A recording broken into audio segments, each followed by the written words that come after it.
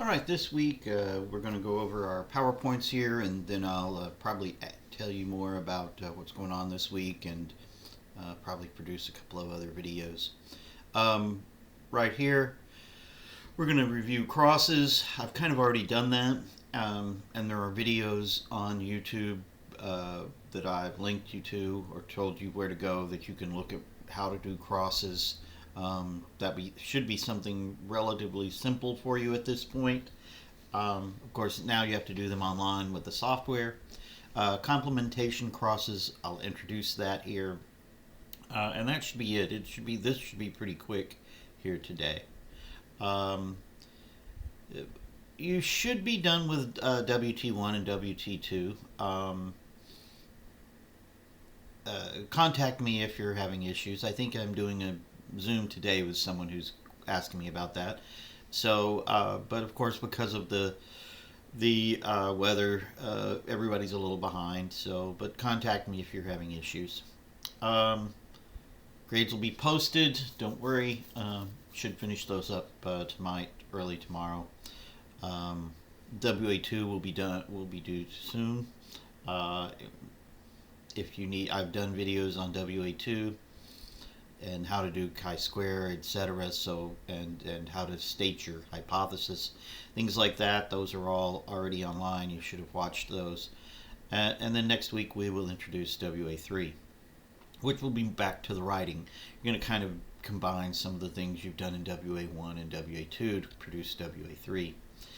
The complementation occurs when two different alleles, usually different gene loci encoding proteins of a different function together, each provides something the other lacks.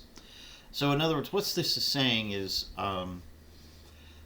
the two alleles will produce different phenotypes, functions, and they kind of can be observed simultaneously if you want, and they're at different locations. It's so that if one is there, you know it, but if the other one is not there, you also know that. In other words, these two genes are located at different spots, and because they both work in such a way that you can find one another compared, if one is there, you get one phenotype. If the other one is there, you get a different phenotype.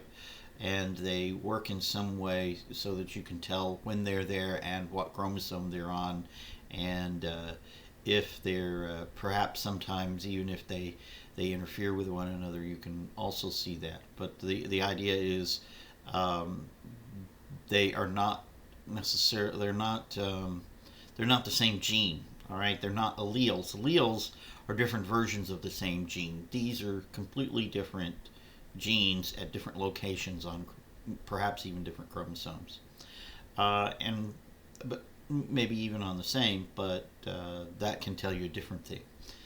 In flies, two strains with different homozygous recessive mutations. All right, so homozygous recessive, so that would be let's go back, little a, all right, or small letter, homozygous recessive mutations that produce the same mutant phenotype. For example, a change in the wing structure of the fly when crossed produce offspring with the wild type phenotype.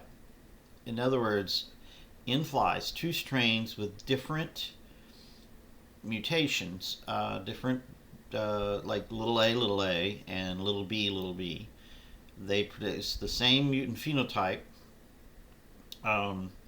And this can be not exactly the same. Maybe they misshape the wings, but they misshape them in a different way. That would still count here. But when you cross them, they produce offspring with wild type, normal wings. So this is kind of an odd idea. It's like you cross two different sets of flies that produce odd-shaped wings. All right, so you have two different strains. One has, I don't know, wide wings, and one has skinny wings. But when you cross them, they have normal wings, okay? But they're completely different genes at a different place. This is kind of what you're getting at here. And this sort of thing, it can be used to create a complementation cross. So here we show the creation of little b, and we're going to cross it with big A, So we get something with the dominant, the big ones are the wild types. Think of it that way. So here we have wild type A and mutant B. All right, homozygous recessive mutant B. And here we have wild type at the B location, because that's where that gene is. It's wild type for the B gene, and it's recessive though, mutant for the A gene. And so this fly here is a um, what do you want to call it? A wild type A mutant B. This is mutant A wild type B. And you're going to cross these, whether or not this is female or male, but one of these will be a male, one of these will be a female, or vice versa. All right, you're going to produce those, and you're going to cross them. All right, and you're going to get this. And so you're going to get some weird looking fly. A had white eyes, and in this particular one it was white eyes, and B had white eyes, but when you cross them, they ended up with red eyes. So what this means is you ended up with a heterozygote offspring with at least one capital letter for both the A gene and the B gene. And of course, these show up as normal, so because this is a homozygous recessive mutation.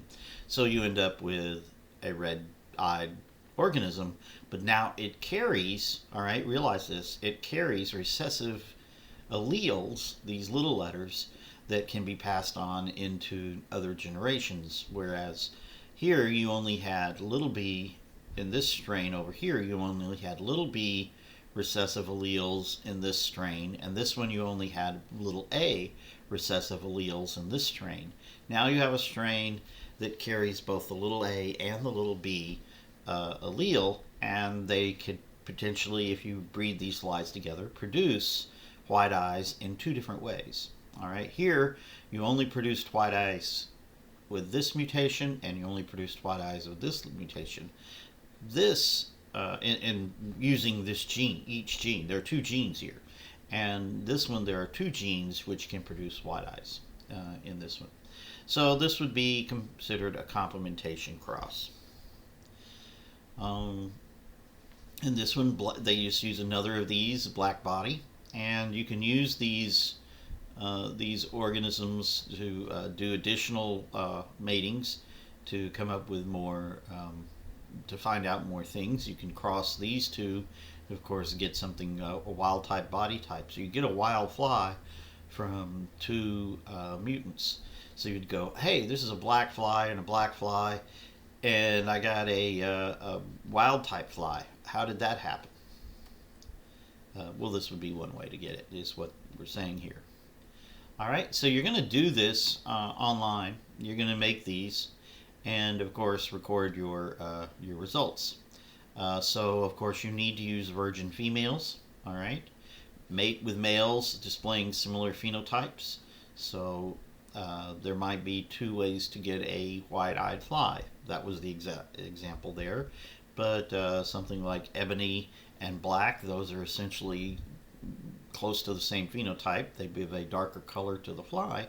And if you were to cross those, you would get a similar, they have similar phenotypes, not exactly the same though. That is kind of key. It's hard to get the exact same phenotype from mutations on two different genes. But they can be similar phenotypes from mutations on two different genes. Just exactly the same is very difficult to achieve. Though there are mutations that do, because there's something called gene duplication.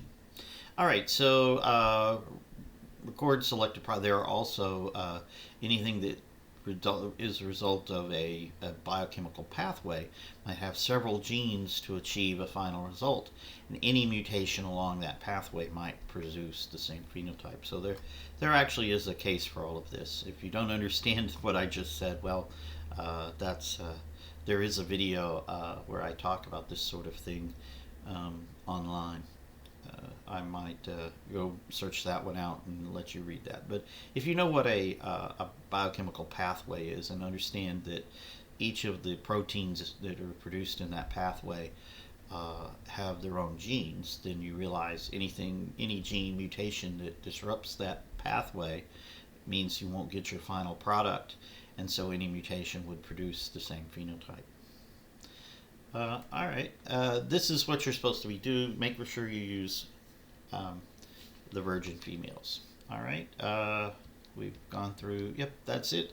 I'll let you see this one. Probably send you a couple more. I'll try to find the one here on pathways if you have any confusion on what I'm talking about. There are many ways to get this. That's just the one that comes to mind for me, and since I know I made a video at some point about that, I'll try to find that one to help you understand.